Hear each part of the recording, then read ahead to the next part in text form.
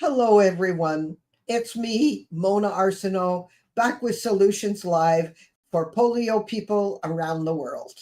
Today, I tackle the subject of everyday movements are exercise for polio survivors. We've never been old before. We've never lived in bodies that have been wounded not once, but twice. We've never faced this kind of difficulty in walking, standing, or even rising from a chair. And for many of us, we've never even heard of post-polio syndrome until it happened to us. This is a new problem, not just for us, but for society too. Polio changed us once, long ago. We adapted, we worked harder than everybody else just to do what they took for granted.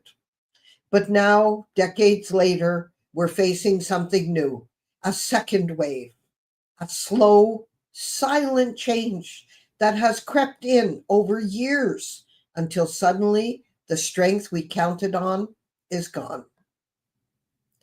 Polio changed my path, but not my spirit.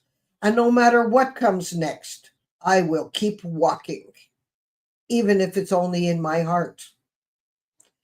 We wake up and realize we're not the same, but other people don't see it. They don't feel it.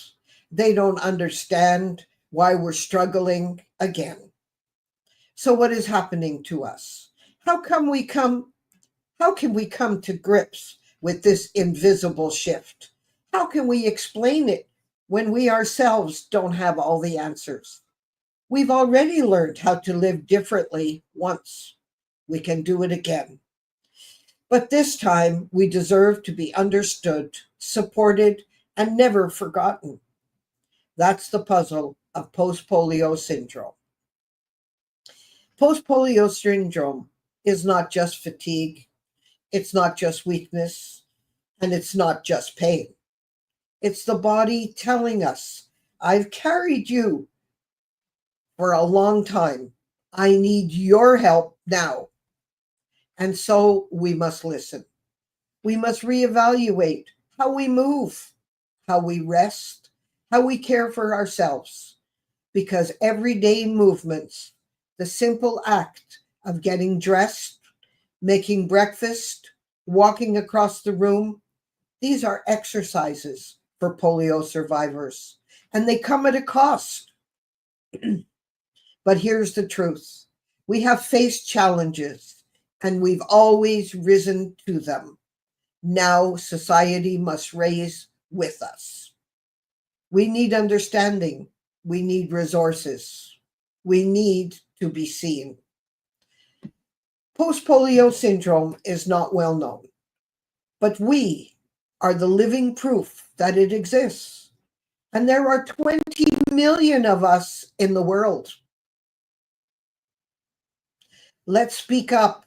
Let's educate. Let's make sure no one else has to walk this road alone. Ken, would you like to put on this amusing video?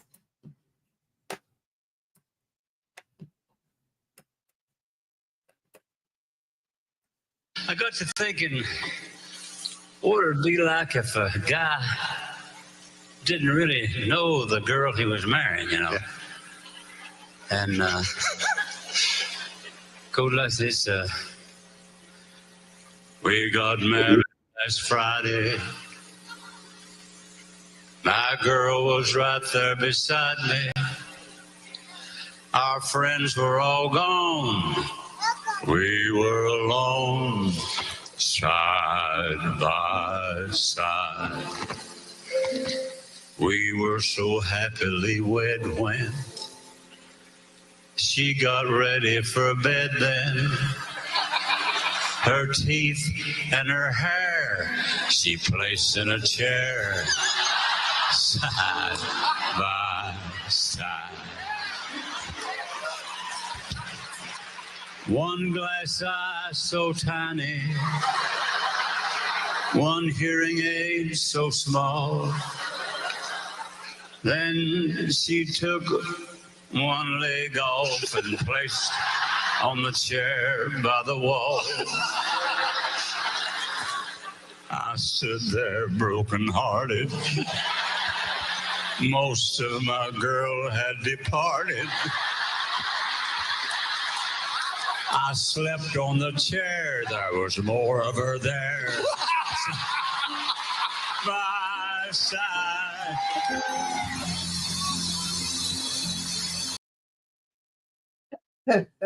That was very amusing. That's not entirely us, but it really shows how we've changed. I'd like to introduce Karla. She will talk in a moment. Karla had a mild case of polio at 9 years of age with almost full recovery. She became a physical therapist and worked with a few polio survivors in her early years of practice. Most of her work was with differently abled infants and preschoolers and their families. Since retirement many years ago, she has spent time understanding more about polio survivors and how they've adapted to a life of challenges. Karla told me what is considered normal for an able bodied person might be considered a strenuous workout for me. Everyday movements, in and of itself, is our exercise, and it must be looked at. It takes more energy to do anything.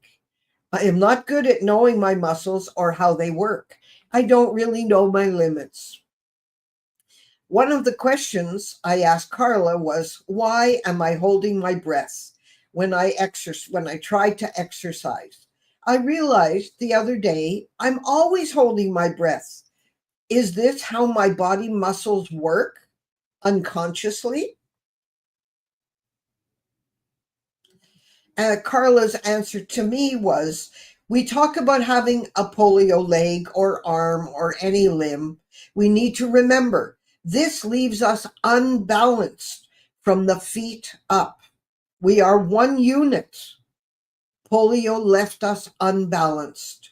We're talking about how the body works to keep ourselves balanced and keeping ourselves stable, both on land and in water, about breathing and about stretching exercises. All 30 trillion cells in the body have a function. 50 million of them are working overtime and working in an abnormal way. Everything in the body is connected. We don't just have a polio arm or leg. We have a good leg and it's working too. We have one muscular skeleton unit. Now, I think we should hear what Karla has to say. Ken, take it away.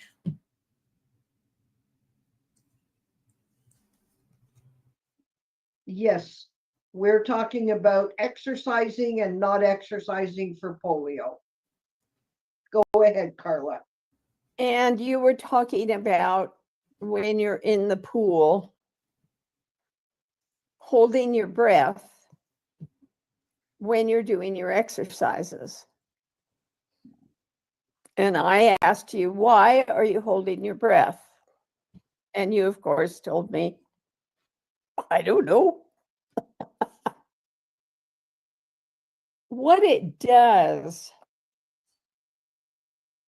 is it helps us stabilize our bodies and hold the trunk secure so that the legs or the arms can move.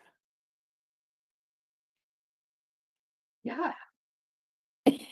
So we forget to breathe. And I want to go back a little bit here because it's a point that I keep thinking about with all of us. Because I do think that most of our exercise should be everyday movement. Yeah. It starts when you stretch when you wake up in the morning, and then you somehow roll yourself out of bed. That is a lot of work, rolling yourself out of bed. And then you go to your feet or your chair. That's a lot of upper body work to get your feet on the ground and stabilize your trunk and, on bars or whatever's around if you're going to stand or move yourself to your chair. So doing that in itself is work and it's exercise. Getting into the bathroom, hopefully not quickly, because quickly becomes unsafe for us. Then you got to get onto the toilet and then off of the toilet. Well, you hopefully don't fall off of the toilet because you're having to work to stabilize.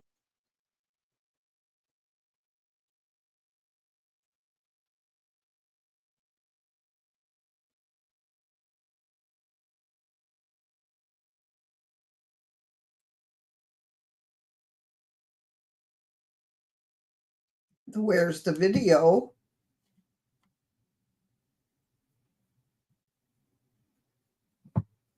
Ken?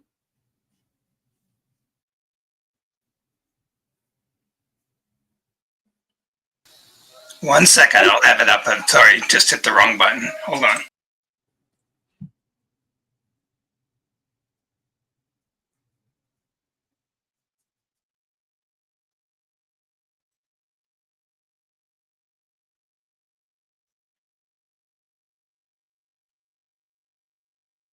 And you've got to then transfer from the toilet to your chair, shower chair, or, take a little walk to your shower chair somehow. All of that is work and it's all exercise all day long, which brings me back. Well, I'm going to come back to this, but this is where that article on spoon theory is so important to me. And it's the only reason that my hair is as short as it is now. I love the shower. If I don't get a shower in the morning, there's big Miss Grumpy all day long. So that's a place I want to be able to spend time. I do have a seat in the shower that's built in that I can sit on if I want, but I prefer to have the hot water run from the top of my neck all the way down my back. And that's just glorious for me. So if my hair is longer, it takes longer to get shampoo out and, flatten it down from the night with water. So by keeping my hair short, I have an adaptive haircut so that I can have a longer shower rather than do.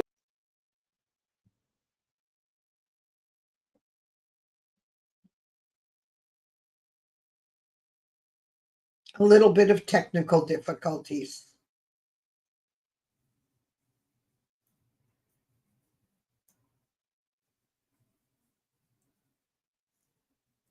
Ken? Who had, I believe, fibromyalgia. Yeah. And it's really good because by the time you get out of the shower, if you're given 12 spoons of energy a day and you've used up 6 of them by the time you get out of the shower, you can do almost nothing the rest of the day. Yeah. So we have to be really careful. Where is that? Here it is. Yeah, it's also on a website, butyoudontlook.sick.com. Yes. and it's written by a woman named Christine Miserandino. Interesting name if you're in misery. Miserandino. You want me to write it down here? I got it. I actually did one of my solutions talk on that. Okay. Okay. I will bring it So- back up here in this next solution. Yeah. That's a really important thing for us as polios to hold in our brain, because it's, if we're going to go and get in a pool to exercise, and we've already used up 6 spoons to get out of the shower, we're in trouble. Yeah. And after you get out of the pool, you got to deal with all your wet bathing suit and drying off and getting into your clothes and then getting to your transportation, your car or your driver or whomever. And you're done for the day. Yeah. Yeah. So now I'm going to go back to the other point. One of the things that I think that polios fail to recognize. No, I'm going to reword that. I think one of the things that we don't think about very often is we talk about having a polio leg or polio arm. Having a polio leg or a polio arm or 2 polio legs and 1 polio arm or one, any combination thereof, leaves us unbalanced. Yeah. From the top. I mean, well, actually, it leaves us unbalanced from the feet up. And it's not just the polio leg that isn't working well. The body, everything in the body, all 30 trillion cells of us are integrated. Every cell that has a function is doing its job. Some of those cells are doing their job much harder than others in order to compensate for weakness in one area or, issues in one area that were caused by the polio. So if somebody talks about their polio leg and we start at their foot and work up, that body is not working quite normally all the way up. Some of their 30 trillion cells, let's say, let's say 50 million of them are working overtime and working in an abnormal way because everything in our body is connected. We don't just have a polio arm. We don't just have a polio leg. We have a body that is totally involved. Even the good leg is involved. It's overworking in order to compensate for the skinny leg, as we call it. And so we need to remember that we are one whole unit of musculoskeletal issues. So when somebody says to me, well, what can I do to make my back work better? I go back to the feet. Sorry. And people go, why? Why don't we just deal with what we got? Well, we're dealing with what we got. And the back is not detached from the foot. Am I making sense? Very much, yes. Okay. So, why are we holding our breath? Because we need to stabilize our trunk in order to raise that leg up. We need to stabilize our trunk in order to make that arm move. And one of the ways to stabilize the trunk is to hold our breath. It's not good for us to do that. Wow. But we do it. So, any more questions?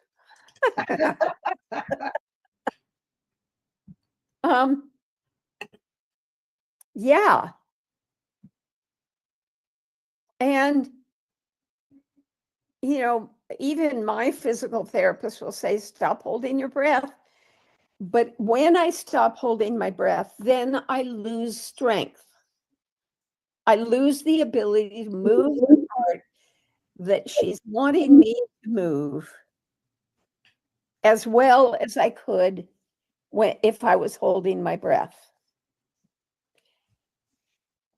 Think about it. Wow. So that is holding our breath is an adaptive mechanism that's not good for us,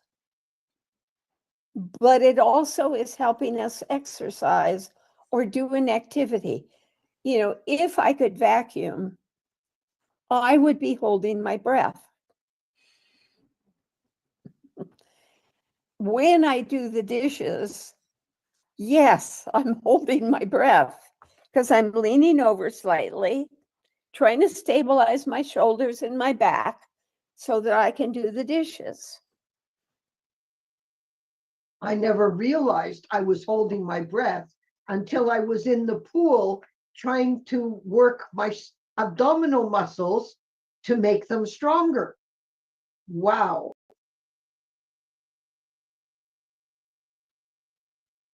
That's So important. it is an important concept for polios to keep in mind because we use a lot more energy to do anything than everybody else does. And when we hold our breath, we're also using more energy than we should, but it does help us stabilize our trunk.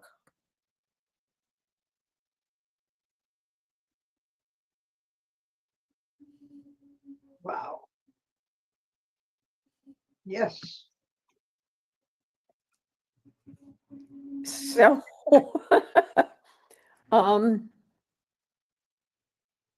I don't know what to say. There's also in water the innate feeling that we have to hold our breath because we're in water. I suppose. I mean, if you go in the ocean,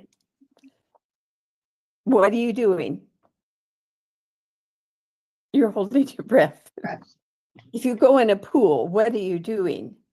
Am I going to go under?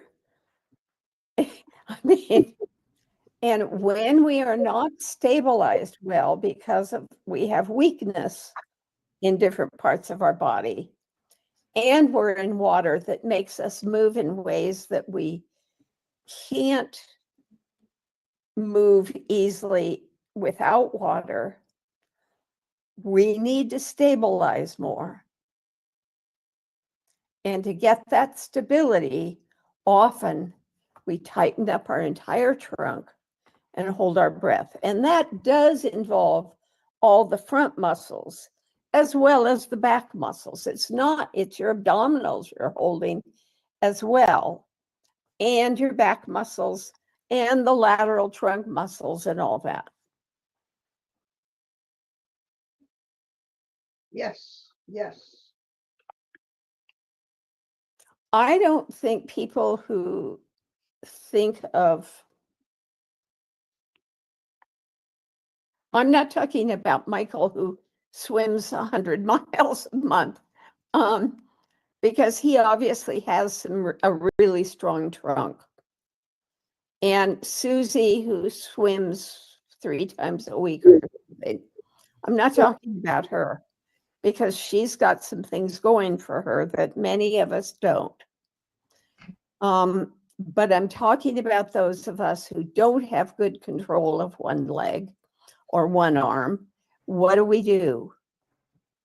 We need to stabilize our trunk in order to be safe in the water, and intuitively or innately, water means hold your breath because you could go under. Not this water. So you want a couple of abdominal exercises, huh?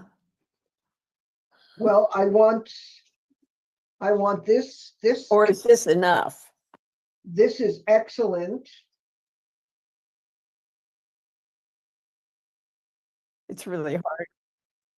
How do I keep my back strong?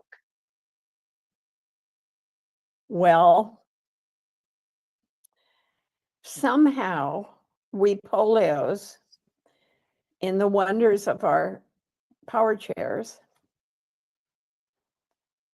forget that our back muscles may fatigue too. So just by holding up your 9-pound bowling ball at the top of your neck, you're doing a lot of exercise for your back. Heads weigh about the same as a bowling ball, 9 pounds or so. And,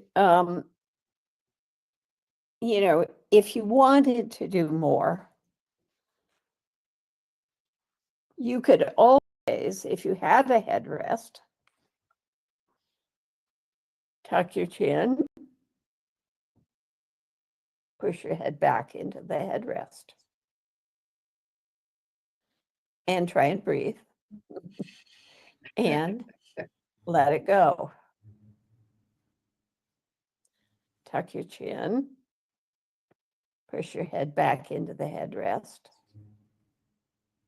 hold your breath and breathe, or don't hold your breath and breathe, which is hard, and then let it go. In other words, hold it for 5 to 10 seconds.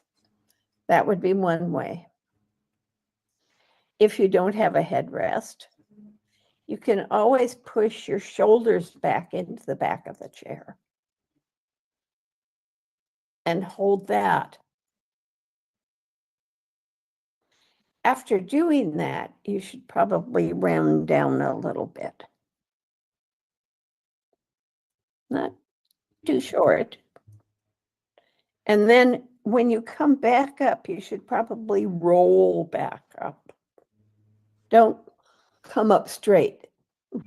Roll up and rest. Push back.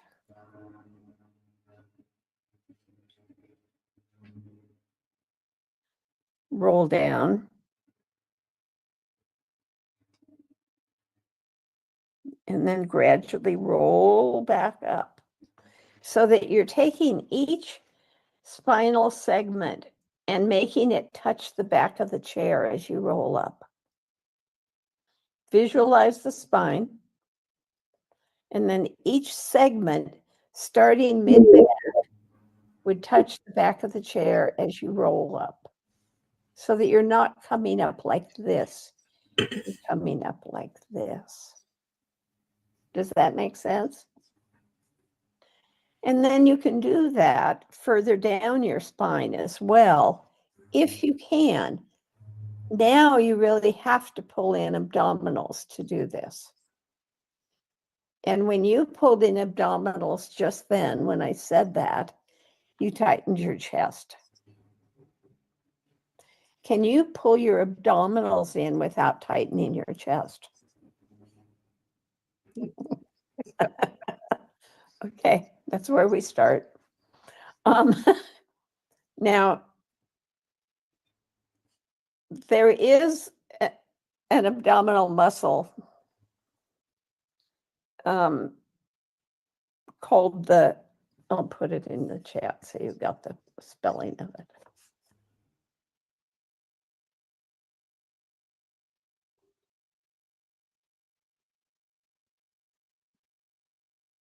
I'm a little fuzzy today.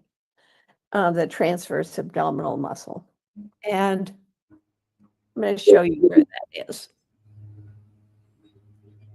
And before you pull on that one, the transverse abdominal muscle,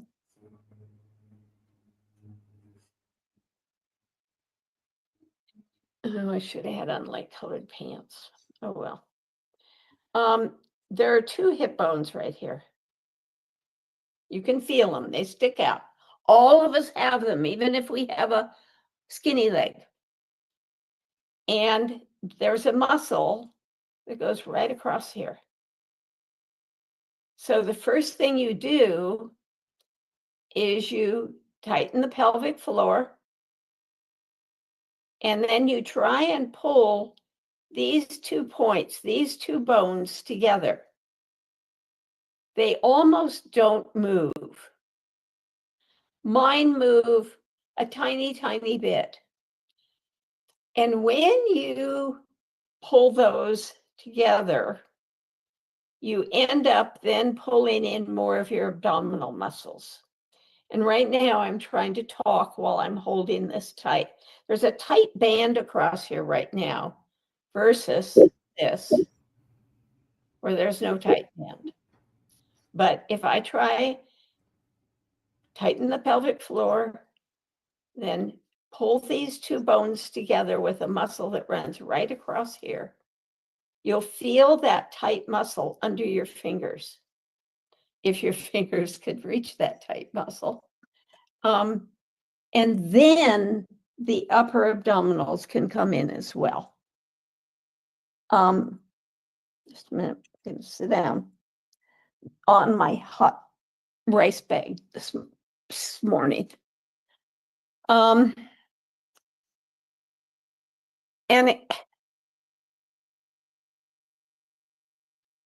again, yeah, I'll bring it in now. Just a minute. Let me back the chair up.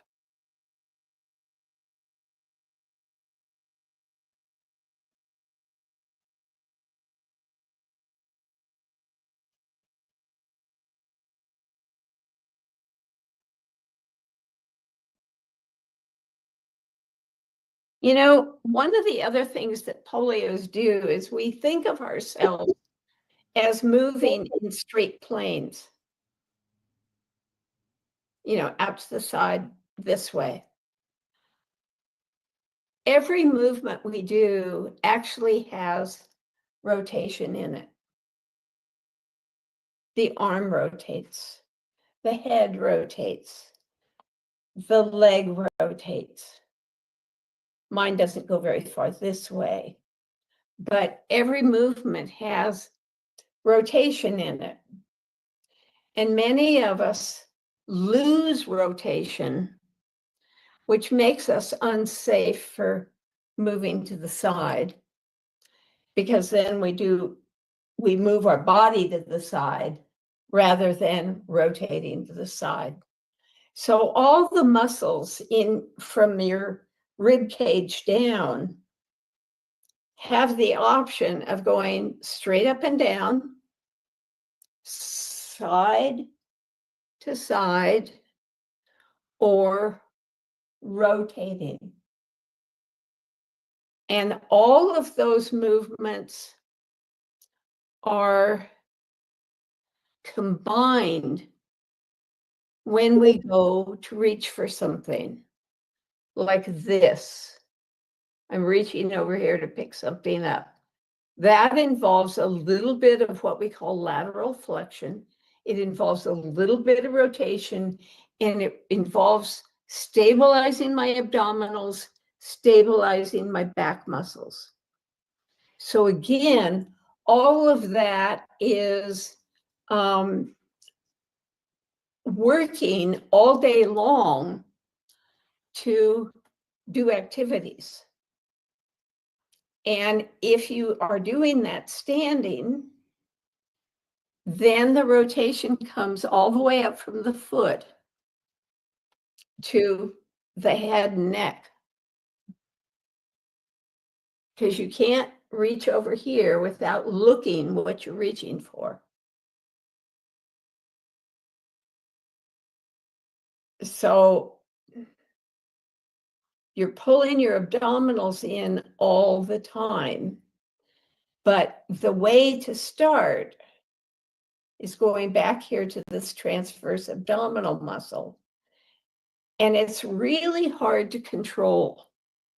But if I were lying back and doing a sit-up or something like that, I would tighten my pelvic floor, pull in this transverse muscle. It's really hard under here, under all this fat. And then I would roll up from sitting or from lying to do a sit-up, to pull in my abdominals.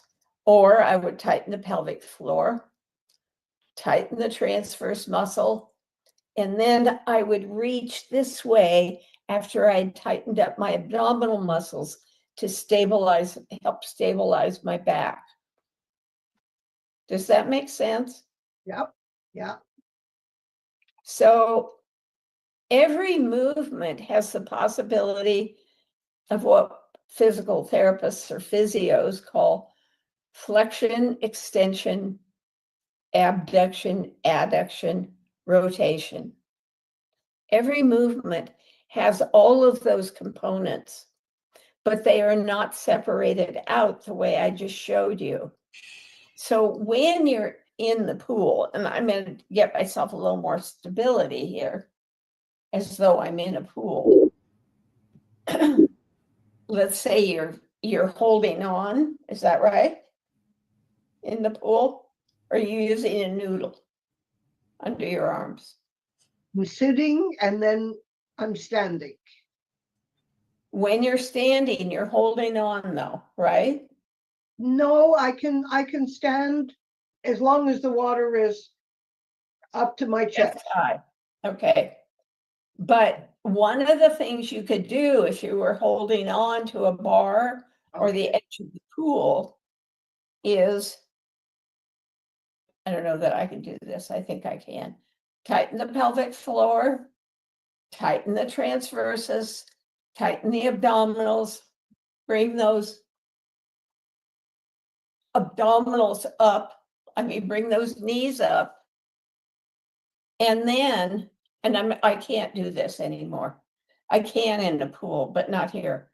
But then you could swing those knees side to side in the pool without, with trunk rotation. I physically can't do it here because I'm not in water. Yeah. Yeah. I've done that. I would really pull in abdominals. Okay. I've done that, holding on to the bar, but I didn't know I was supposed to tighten my abdominals. Now I will. Well, you're doing it spontaneously. Yeah. Yeah. You couldn't do that movement without, I'm going to have to get a new chair. The wheels aren't moving. No, it was, they're on carpet, but the other armrest broke off. If I'd had the other armrest, I could have swung my legs back and forth, maybe, because I would have stabilized my upper trunk better. But I don't have the strength to do that. Well, that was just excellent. Again, stretching. What should we know about stretching? Well, this is an unpopular subject with me.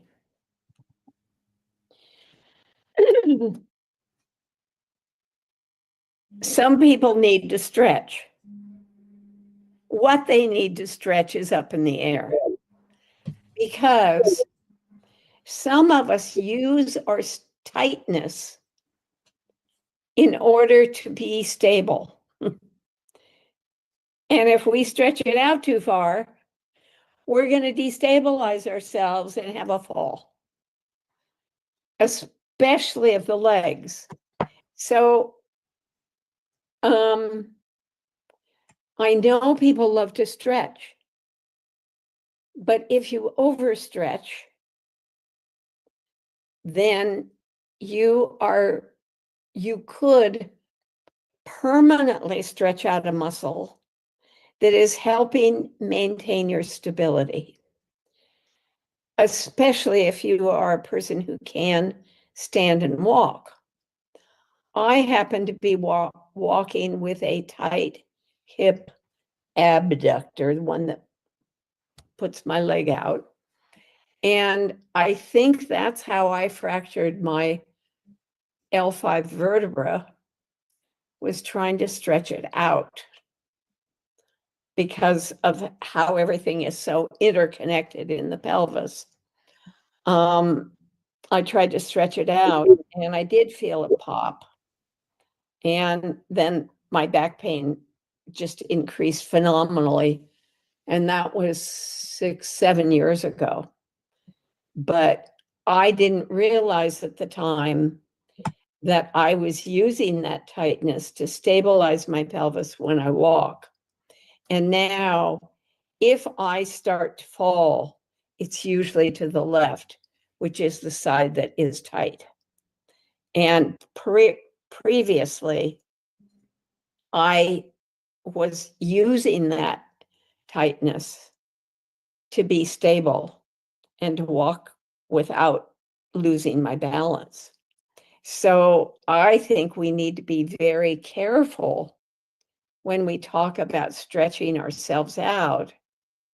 Are we doing too much?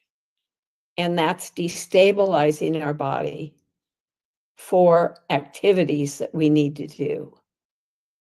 Does that make sense? Yeah. Some people have what we call a hip flexion contracture, and that means that their hip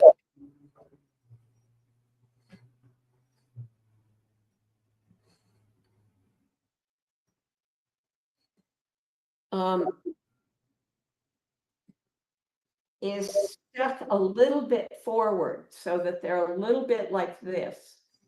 And if they try to stretch it out, which they would do in this position, it would probably make them go like this into a sway back rather than actually stretching that hip flexor out. But sometimes it's really good to stretch it out a bit, but not to the degree that is going to hurt your back. Because that hip flexor muscle goes from the inside of your leg through your pelvis to your low back. And so if the low back is what's doing the stabilizing for the hip flexor and you overstretch it, you're going to lose the ability to move that leg forward. So it's 6 of one, half dozen of the other, how much you stretch something out. You know, a physio will see a tight hip flexor and go, oh, we got to stretch that out. Do we? Is it maybe helping me stay upright? Is it helping me? So some tightness is helping us. And some looseness is not helping us. Oh, no, he's not here. Okay, I'm expecting my gardener to drive in any moment. So that's an issue. That's a good issue. Because there's no answer. I mean, every one of us is different. So I can't tell you to not stretch out XYZ because you're using it to help yourself be stable. And I can't tell you because I can't see you, in person and feel your tightness, that you should stretch it out because it will help you do this. It'll make it easier. So I can't tell anybody what's going to help them and what's going to harm them in terms of balance. But if they're feeling in any way that it's throwing them off balance, then they shouldn't be stretching it out. it's a question of the balance. It's Find out for yourself what is making you balance. And most of us don't have the intuitive sense to know whether it's going to help or it's going to hurt. I mean, not hurt pain-wise. It'll hurt a little bit pain-wise when you stretch, but I should say harm your stability, because not one of us can afford to be unstable. Right. And sometimes that tightness is what's making us stable. Excellent. Excellent.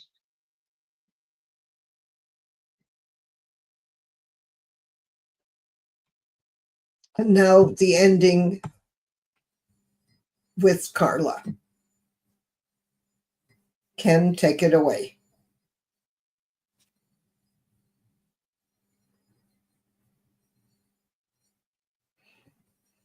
Tell me. One last thought on exercise for all of you is that if you are one of those people who is fortunate enough to be able to exercise now without getting into fatigue, then do keep it up. Do continue to swim. Do continue to use the Stairmaster or whatever you use. But if you are too fatigued on the second day or have a lot of muscle pain and extra fatigue, cut back on your program and maybe even stop it.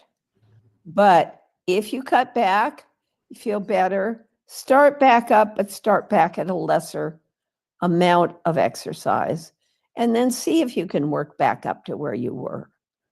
But let fatigue be your guide in all of these situations. Yep, done.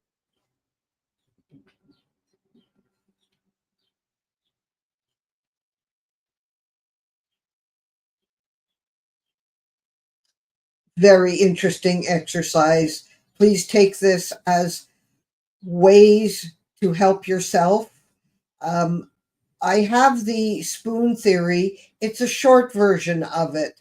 At another time, I did use the long version. Ken, if you would put on the spoon theory, you can get it on the internet anytime. But I thought just a reminder, what is the spoon theory? Ken?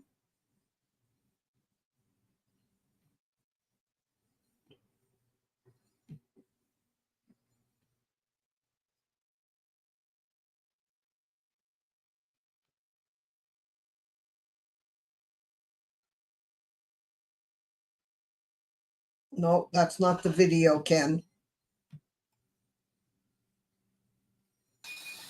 I'm sorry, Mona, I don't have any of the video here.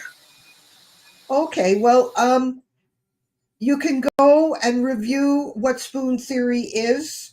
It's on the internet. It's called Spoon Theory, or you can check it out but you don't look disabled. And it's very interesting. Anytime you go to YouTube, you can check out spoon theory. I just want to add a little note here. We don't get to choose what happens to us. We don't get to choose how we respond. Our response has always been courage. I want to thank you all for your interest today. For more interest and for questions, you can write to me at this address. And please help yourself by watching what you do and how you're feeling after any activity. Shopping, cooking, washing those dishes. Paper plates are just as good as porcelain. Here you go. Ken, you can put that PowerPoint on to show my addresses.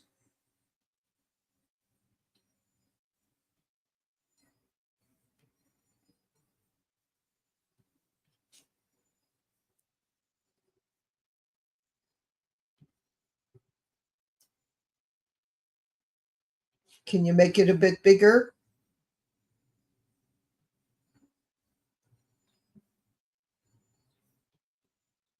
monaarsenault@gmail.com.